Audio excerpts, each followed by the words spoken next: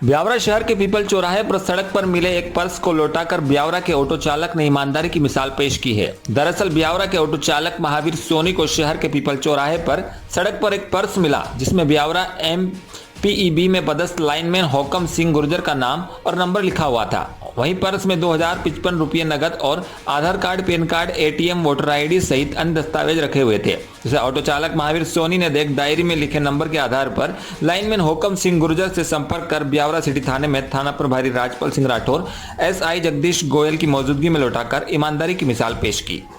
ब्यावरा राजगढ़ से वीरमपुरी गोस्वामी की रिपोर्ट। नाम बताओ आपका? होकम सिंह गुर्जर। क्या हुआ था आपके साथ? मेरा क्या है कि मैं फल फ्रूट के सामान लेके नहीं, और पर्स न मालूम कैसे वो गिर गया।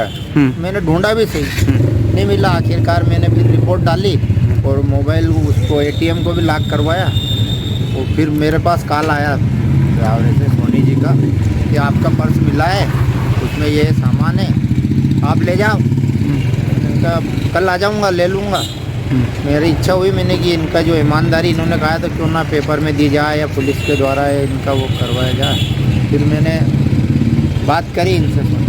कब गिरा था पर्स? कैसे गिरा था आपका? 1 तारीख को 11:30 बजे। अब वो गिरा कैसे, ये मेरे भी एक हाथ का हूँ इस चक्कर में। मेरा नाम सर महावीर सोनी है। क्या हुआ था? सर मैं कल पीपल चौराहे से हेडपम्प से पानी भर के लौट रहा था। उसी टाइम पे मेरे को एक पर्स नज़र आया, जिसको 2 व्यक्ति उठा भी रहे थे। फिर मैं उनके ऊपर चिल्लाया, मैंने भैया ऑटो वाले का पर्स है ये, आप छोड़ो। वो छोड़ के गए। उसके बाद में मैंने वो दिलीप ऑटो वाले से पूछा, मैंने भैया तेरा आपका पर्स है क्या? कि नहीं मेरा नहीं है। फिर मैंने उसमें से एक डायरी देखी सर, उसमें एक नंबर निकले मोहन गुजर जामी वाले। मैंने उनसे पूछा, मैंने सर आप होकम सिंह गुजर जी को जानते हो क्या? कहाँ जानता हूँ, मेरे भाई साहब है। मैंने कहा यार उनका पर्स गिर गया और उसमें ये डॉक्यूमेंट्स है और इतने 2055 रुपये हैं उसमें, कि मैं उनको कॉल करता हूँ।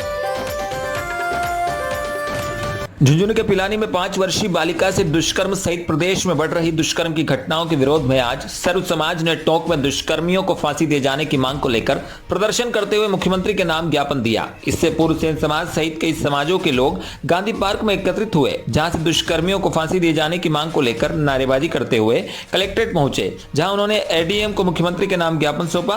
प्रदर्शन के दौरान 23 लोगों से अधिक लोगों के एक ADM कार्यालय में घुसने पर पुलिस को उन्हें सख्ती से बाहर निकालना पड़ा। प्रदर्शन में बड़ी संख्या में महिलाओं ने भी भाग लेते हुए दुष्कर्मी के खिलाफ सख्त से सख्त कार्रवाई की मांग की।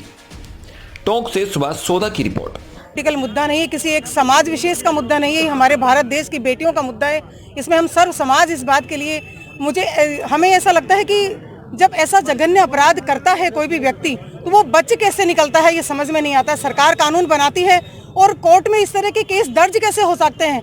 कौन ऐसा वकील है जो इन पे दलील देगा? हम कई बार आरोप लगा देते हैं बेटियों पे, महिलाओं पे भी, कि शायद उसकी मिलीभगत रही होगी, शायद उसकी सहमति रही होगी। लेकिन मुझे एक बात बताइए, 13 साल से कम उम्र की जो बच्चियां हैं, जो 5-6 साल की बच्चियां, उनके साथ अगर ऐसा कोई अपराध होता है तो फिर कहाँ केस होता है दर्ज? कौन ऐसा वकील है, कौन ऐसा कोर्ट में जज बैठा हुआ है जो इनके लिए फैसले दे देता है? मुजरिम बच कहाँ से जाता है? कड़ा से कड़ा फांसी के अलावा कोई समझौता नहीं है इस मामले में। फांसी सजा होनी चाहिए। जब तक ऐसा कुछ नहीं होगा, ये अपराध हमारे समाज में रुकेंगे नहीं, भय नहीं होगा जब तक मुजरिमों में, वो कभी भी नहीं रुकेंगे। ज्ञापन किसके नाम से होता है? ये में एक 5 साल की अबोध बालिका के साथ एक जघन्य दुष्कर्म हुआ है, और दुष्कर्म करके उस अपचारी ने उसको, करीब वो 21 साल का था, झाड़ियों में फेंक गया। वो सिसकती रही। रात के करीब 9 बजे किसी दुकान वाले ने उसको जाकर लाया। वो आज जेके लोन में भर्ती है। तो ऐसी जघन्य जो घटनाएं होती है, इस सर्व समाज में उसका रोष ये है कि ऐसे अपराधी को मात्र केवल 1-2 लाख रुपए का मुआवजा या 2-4-6 महीने की सज़ा देने से कुछ नहीं होता। और प्रशासन यही करता आ रहा है, 2-4-6 महीने उसको सज़ा देता है और उसको छोड़ देता है। इससे कुछ होने वाला नहीं है।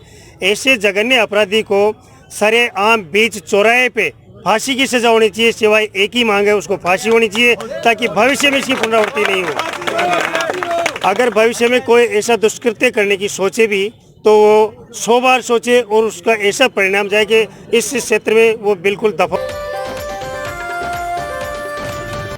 गांव में लगभग 31 वर्ष पूर्व जैन समाज के स्तंभ नेमीचंद पाटनी ने भगवान महावीर के संदेश जियो और जीने दो के सिद्धांत की पालना करते हुए एक छोटे से स्तर पर अपने ग्रामवासियों के सहयोग से जीव दया केंद्र की स्थापना की। उन्होंने शुरू से ही जीव मात्र की सेवा अपना करते हुए समझा। मिश्रोली गांव की पहाड़ी पर खुद ही पक्षियों के लिए अनाज लेकर जाते थे और खुद ही पक्षियों को आओ आओ की आवाज देकर दाना डालते थे। कोई भी आवारा पशु पक्षी गाय कुत्ता आदि के चोट लगने पर खुद अपने हाथों से पकड़कर उनका इलाज करते थे। पहले 2-2 किलो अनाज डालते थे, फिर धीरे धीरे पक्षियों की संख्या बढ़ने लगी, फिर 5-5 किलो अनाज डालना शुरू किया। ग्रामवासियों के सहयोग से वर्ष 1998 में एक चबूतरे का निर्माण करवाया, जिसकी ऊंचाई लगभग 6 फीट, चौड़ाई 20 फीट, लंबाई 40 फीट है। वृद्धावस्था के कारण अब उनके पुत्र राजेंद्र पाटनी, सुपौत्र सौरभ पाटनी एवं उनके सहयोगी राजू माली ने भी इस संस्था को निस्वार्थ भाव से संचालित कर रखा है। राजू माली 24 साल से निरंतर इस कार्य में सहभागिता के साथ लगे हुए हैं। राजेंद्र पाटनी एवं राजू माली ने वर्ष 2020-21 में बगीचा, पुताई, पानी की व्यवस्था कर चबूतरे का रखरखाव, पेड़ों में ट्री गार्ड, सीढ़ियों का निर्माण किया। वहीं समय समय पर वर्तमान सरपंच जगमाल सिंह ने भी प्रत्येक काम में सहयोग किया। इसी के साथ सभी ग्रामवासियों की मदद से इस कार्य को लगातार किया जा रहा है। अभी लगभग 1,60,000 रुपये का काम करवाया है। इसी के साथ सभी का यह प्रयास रहता है कि कोई भी पक्षी किसी भी समय पर यहाँ से भूखा नहीं जाए। इस पुनीत कार्य में अपना यथाशक्ति सहयोग राजेंद्र पाटनी, निमेश पाटनी, सौरभ जैन, सौरभ पाटनी, राजू माली कर रहे हैं। यहाँ एक खास बात यह भी है कि जन्मोत्सव, विवाह की वर्षगांठ या अन्य उत्सवों पर भी पक्षियों के लिए अनाज आदि की व्यवस्था में सहयोग देकर परोपकार का काम कर रहे हैं। मिश्रोली से गोविंद नागर की रिपोर्ट। आज मंगलवार को जैन अतिथि गृह प्रांगण में जैन सोशल ग्रुप व मुरलीधर कृपा हॉस्पिटल मक्सी एमपी के संयुक्त तत्वाधान में स्वर्गीय मातुश्री पारसबाई पत्नी स्वर्गीय देवीलाल जैन की स्मृति में विशाल निःशुल्क नेत्र चिकित्सा शिविर का आयोजन किया। जैन सोशल ग्रुप अध्यक्ष हंसराज जैन ने बताया कि कोरोना काल में क्षेत्र के नेत्र रोगी बाहर चिकित्सा हेतु नहीं जा सके। आवागमन के संसाधनों की कमी, ट्रेनों व बस के संचालन बंद होने से अपना इलाज नहीं करवा सके। इन सभी परेशानियों को देखते हुए आज निःशुल्क नेत्र चिकित्सा शिविर का आयोजन किया गया, जो अपराह्न 3 बजे तक चालू रहेगा, जिसमें मुरलीधर हॉस्पिटल के नेत्र रोग विशेषज्ञ द्वारा आधुनिक मशीनों से आंखों की जांच की जाएगी तथा मोतियाबिंद के रोगियों का निःशुल्क ऑपरेशन मुरलीधर हॉस्पिटल द्वारा किए जाएंगे। ऑपरेशन हेतु मक्सी ले जाने व लाने की व्यवस्था निःशुल्क रहेगी तथा अन्य रोगियों को रियायती दर पर चश्मे उपलब्ध कराए जा रहे हैं व दवाइयां निःशुल्क दी जा रही है। 1 बजे तक 205 रोगियों का रजिस्ट्रेशन किया जा चुका था। शिविर में आने वाले मरीजों को मास्क लगाकर अपना आधार कार्ड साथ लाने की अपील की। रजिस्ट्रेशन काउंटर के प्रवेश द्वार पर सैनिटाइजर कर ही मरीजों को प्रवेश दिया जा रहा था। चौमेला से रमेश मोदी की रिपोर्ट। राजकीय उच्च माध्यमिक विद्यालय तलावली में वार्षिकोत्सव एवं सम्मान समारोह प्रधानाचार्य अमर सिंह मीणा के मार्गदर्शन में आयोजित किया गया, जिसकी अध्यक्षता सरपंच सुरेश सिंह ने की। कार्यक्रम के मुख्य अतिथि प्रधान प्रतिनिधि भैरू सिंह रहे। वार्षिकोत्सव में भामाशाहों के योगदान की प्रशंसा की गई। कार्यक्रम में छात्र छात्राओं ने सांस्कृतिक कार्यक्रम पेश किए, जिन पर उपस्थित अतिथियों द्वारा छात्र छात्राओं को गीतों नृत्य पर नगद इनाम दिए गए। कार्यक्रम का संचालन राजेंद्र शर्मा ने किया। कार्यक्रम में ब्लॉक शिक्षा अधिकारी ओम प्रकाश मीणा, गोवर्धन सिंह, रमेश मेहर, आरसी वर्मा, नरवर सिंह, नंदकिशोर राठौर, चिश्तीपुरा प्रधानाध्यापक रईस बेग मौजूद रहे। कार्यक्रम में भैरू सिंह परिहार ने डग क्षेत्र के मेरिट में आने वाले छात्र छात्राओं को स्कूटी देने की घोषणा की एवं कहा कि प्रतिभावान छात्र छात्राओं को हर संभव मदद की जाएगी। चौमेला से रमेश मोदी की रिपोर्ट। बताएं सर, वार्षिक उत्सव के दौरान क्या कार्यक्रम? आज वार्षिक उत्सव के दौरान जो विशिष्ट जो अतिथि आए, जो जनप्रतिनिधि प्रधान साहब भैरव सिंह के द्वारा जो ग्रामीण क्षेत्र की जो बच्चियाँ थी, उनके लिए मेरिट में आने पर या अच्छे अंक प्राप्त करने पर स्कूटी देने की घोषणा की गई। और हमारे तलावली पंचायत के सरपंच साहब के द्वारा भी जो छोटी छोटी बच्चियाँ हैं, जो उनके लिए अधिक अंक जैसे 70 से 80 के बीच में लाने पर पुरस्कार देने की घोषणा की गई। और हमारे जो सरपंच झालावाड़ जिले के मनोहर थाना ब्लॉक के प्राथमिक विद्यालय सूलिया जांगिड़ गांव में भीषण आग लगने से आसपास के किसानों में अफरा तफरी मच गई। देखते ही देखते आग ने विकराल रूप धारण कर लिया। आपको बता दें कि सरकारी विद्यालय के ऊपर से बिजली के तार निकल रहे थे, जो कभी भी बड़े हादसे का कारण बन सकते थे। समय रहते ग्रामीणों ने पुलिस प्रशासन, फायर ब्रिगेड, अग्निशामक को सूचना दी। बिजली सप्लाई जल्दी बंद करा देते तो शायद नुकसान और कम होता। गर्मी पूरे चरम पर नहीं है, इसलिए बड़ा हादसा होने से टल गया। पशु पक्षियों सहित मानव जीवन परेशान है। भीषण गर्मी में सभी के लिए पेड़ पौधे बहुत बड़ा सहारा है। हवा छाया से लेकर पानी बरसने तक में पेड़ पौधों का बहुत बड़ा योगदान है। ऐसे में पेड़ पौधों को बचाने हेतु सभी को संवेदनशीलता के साथ साथ आगे आने की जरूरत है। झालावाड़ जिले के मनोहर थाना ब्लॉक के प्राथमिक विद्यालय सुलिया जांगीर गाँव में लगभग 250 से अधिक पेड़ पौधे लगे हुए थे। 250 से अधिक पेड़ पौधे के साथ ही विभिन्न किस्मों के सभी जलकर खाक हो गए। जब तक सूचना पर कामखेड़ा पुलिस प्रशासन, अकलेरा से फायर ब्रिगेड, अग्निशामक की गाड़ी घटनास्थल पर पहुंची, तब तक सब कुछ खाक हो चुका था। मनोहर थाना से राजकुमार शर्मा की रिपोर्ट। सर ये एकदम लाइट आई है। लाइट आने के बाद एकदम भड़क आवाज से हमको तो जलते दिखे एकदम डायरेक्ट। अच्छा, तो कितने पौधे जल गए? सर इसमें 250 के लगभग पौधे थी सर। अच्छा, फिर इसकी सूचना कैसे, क्या पे आग कैसे बुझाया आपने? सर हमने पत्तों से बुझा नहीं करी आग, सर नहीं बुझ पाई, लेकिन हमने फिर 108 पे फ़ोन लगाया। अच्छा, वहाँ पर फिर हमारे से बात हुई, हाँ। फिर हमने पहुँचा, फिर ये बुझाने लगे, फिर गाड़ी आ गई सर। तो अब कोई ज़्यादा नुकसान तो नहीं हुआ ना? हाँ, ज़्यादा नुकसान तो नहीं, लेकिन पौधे जले हैं सर। पौधे सारे जल गए? पौधे सारे जल गए सर। अच्छा, लगभग फिर भी कितने, किस किस चीज़ के पौधे थे?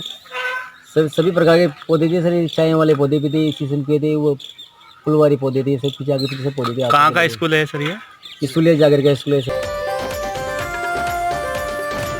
जयपुर समाज सेवा और दिव्यांगों के लिए कार्य कर रहे झालावाड़ के सामर्थ्य सेवा संस्थान द्वारा डॉक्टर जोनवाल को ग्लोबल एक्सीलेंस अवार्ड 2020 से नवाजा गया। डॉक्टर जोनवाल को यह सम्मान जयपुर के RSS क्लब में आयोजित एक समारोह में समाज सेवा एवं चिकित्सा के क्षेत्र में किए जा रहे उत्कृष्ट कार्यों के लिए दिया गया। समारोह के मुख्य अतिथि नगर निगम भरतपुर के महापौर अभिजीत कुमार तथा कार्यक्रम की अध्यक्षता कर रही प्रख्यात फिल्म निर्माता एवं निर्देशक सीमा कपूर, विशिष्ट अतिथि एवं TV chairperson Anil Lodha, Ambedkar welfare society के महासचिव अनिल कुमार गोठवाल, सामर्थ्य सेवा संस्थान के संस्थापक चेयरमैन डॉक्टर रामजी चंद्रवाल व अन्य अतिथियों ने दिया। समारोह में संस्थान द्वारा अवार्ड के लिए देश भर से केवल 100 व्यक्तियों का चयन किया गया, जिसमें टोंक के डॉक्टर जोनवाल भी शामिल रहे।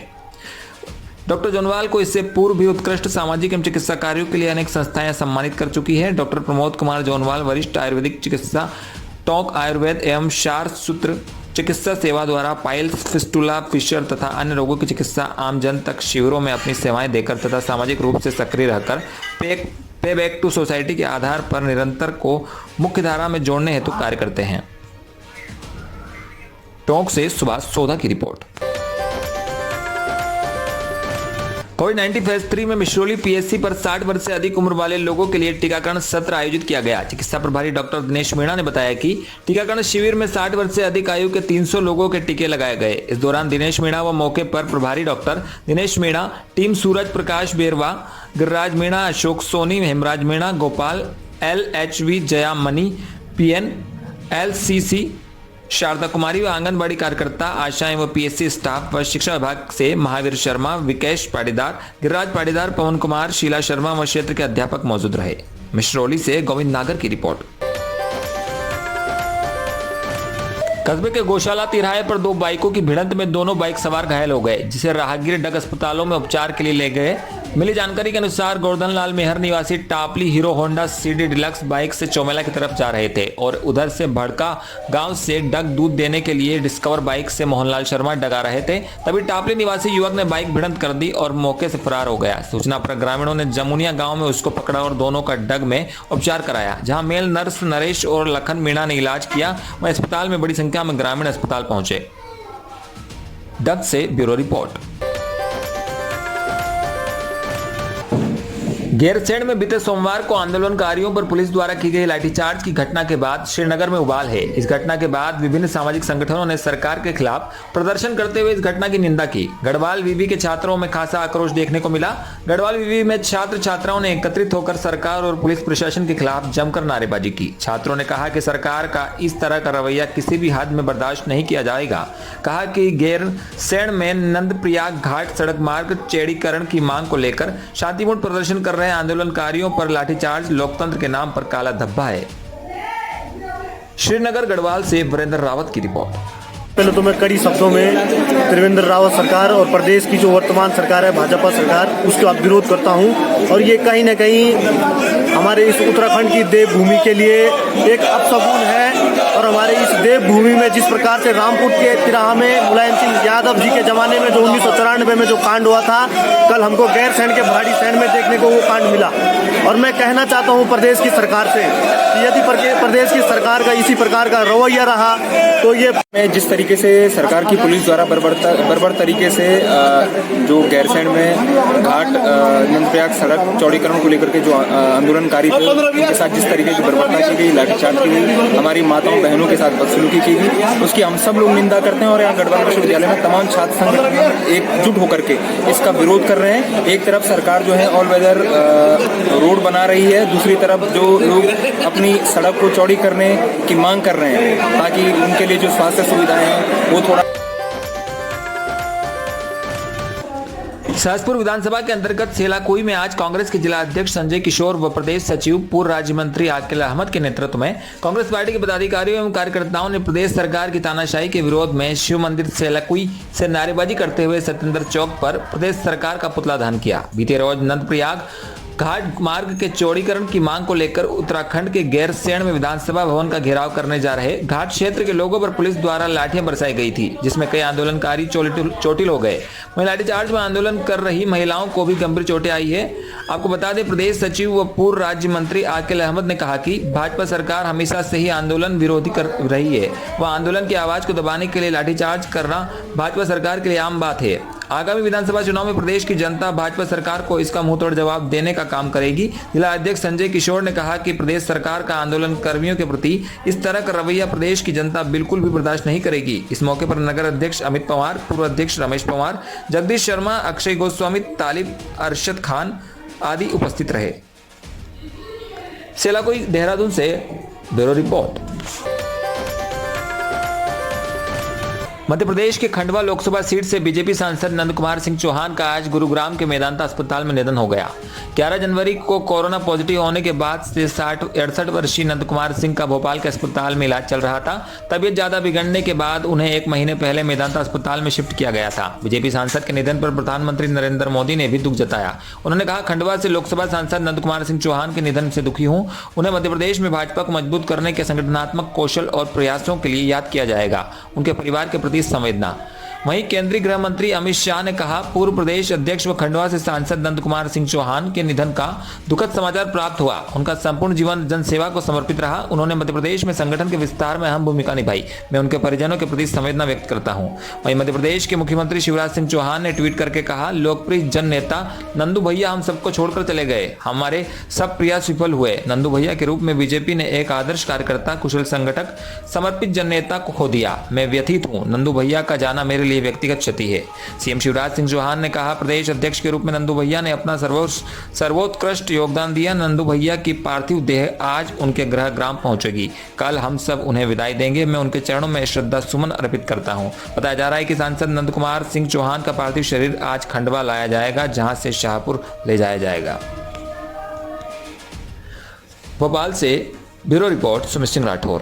प्रदेश के अत्यंत लोकप्रिय नेता, कुशल संगठक, सफल प्रशासक, जनता के सेवक, भारतीय जनता पार्टी मध्य प्रदेश के वो 2 बार अध्यक्ष रहे, 6 बार महामंत्री रहे प्रदेश के। उन्होंने कुशाभाऊ ठाकरे, श्रद्धेय कुशाभाऊ जी, नारेला जी, पटवा जी, जोशी जी, राजमाता जी, सबके साथ काम किया। और वो पुरानी और नई पीढ़ी को जोड़ने वाले नेता थे। वो अब हमारे बीच नहीं रहे। प्रयास हमने बहुत किए, कोई कसर नहीं छोड़ी, लेकिन उन्हें हम बचा नहीं पाए। उनके निधन से जनता ने अपने सेवक को खोया है, प्रदेश ने अपने नेता को खोया है, पार्टी ने अपने कुशल संगठक को खोया है और मैंने अपने एक भाई को खोया है। बड़े गौर से सुन रहा था जमाना, मिस हो गए दास्तान कहते। अभी उनकी अंतिम